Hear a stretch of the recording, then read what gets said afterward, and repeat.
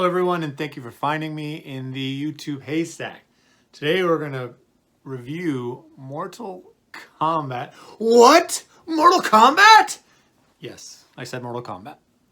Now, if you're like me, you started playing this game back in Mortal Kombat 1, back when kids used to go to the arcades. Yes, arcades are where kids used to go and play video games together in person and not necessarily online in their living rooms. So if you talk smack in person, you gotta back it up. And for me, Mortal Kombat really peaked with Mortal Kombat 2. And then after that, Mortal Kombat 3 was kind of a downward spiral. But now back to the movies. I enjoyed the original movies that were released, even Mortal Kombat Annihilation. Looking back, they have not aged well. But I had high hopes for this movie. And this is the movie when you watch the trailer, you're going in glass half full because you want to love this, no matter how good or bad it is. Now, this review is a little late, so you've probably already seen it, or you've watched about 1,000 of the other YouTube guys or girls that do movie reviews. And you're like, I don't know, I need one more review to check out before I watch that movie. And oh, who's this guy? Lost in a Haystack. He's got 10 views. And I'm pretty sure the only person that follows him is his mom. Or maybe his wife.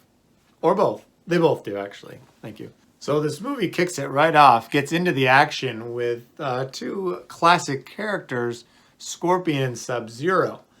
Now, I thought it would have been really funny if they were played by the same actor, just like in the game. But they weren't. In fact, both actors have been in movies that I've really enjoyed or TV shows, specifically Warriors, that is now on HBO Max, and I suggest checking it out, and The Wolverine.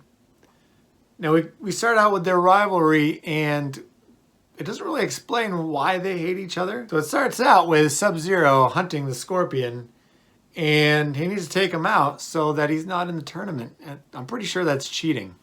The story kind of revolves around this new character, Cole Young. If he's in the new video games, I haven't played them, so I wouldn't know. He seemed almost like a Johnny Cage character, minus the Hollywood, trying to take advantage of MMA being a popular sport right now. And he was an okay character. I didn't quite understand his powers. Now, that leads me to one thing that I really did enjoy about this movie compared to the other movies, is it tried to explain why everybody had powers instead of just making this an action fight flick. And because everyone knows powers are cool. The best part of the movie was hands down Kano. He was funny and engaging.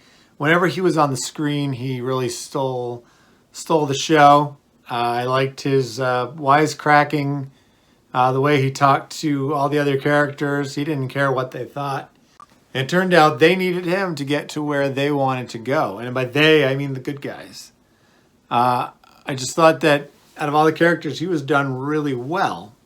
I also enjoyed Liu Kang, and I thought Kung Lao played a similar character to Liu Kang's little brother from the first movie. Although it was nice to see his fatalities pop up on the big screen. And if you're sitting here thinking, well, is this the Nintendo version with no blood or the Sega Genesis version with lots of blood? This is the Sega Genesis version. A couple of things I didn't like. I thought they miscast Raiden. I thought he should have been a much older and wiser kind of a mentor for the good guys, if you will, with Liu Kang, Sonya Blade, Jax, and our buddy Cole. And Kano seemed like he was on the good guy team.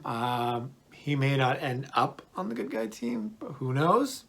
You gotta watch the movie. I wasn't too sold on the Cole Young character. I would have loved to have seen Johnny Cage in the movie.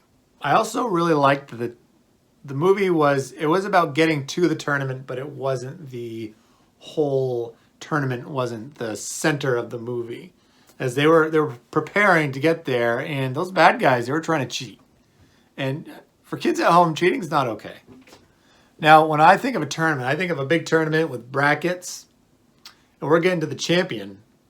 Now, in the first movie, we didn't have quite that tournament.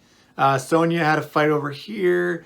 Scorpion fought here. And it was a little flimsy. So if you're doing the Mortal Kombat bracket challenge, I don't know how you pick a winner. And I don't know how you go to Vegas and throw down those bets with One King Mike. I mean, I don't know. So I'm going to rate this movie a B. Now, I did enjoy it quite a bit. I thought it was better than the earlier 90s Mortal Kombat movies.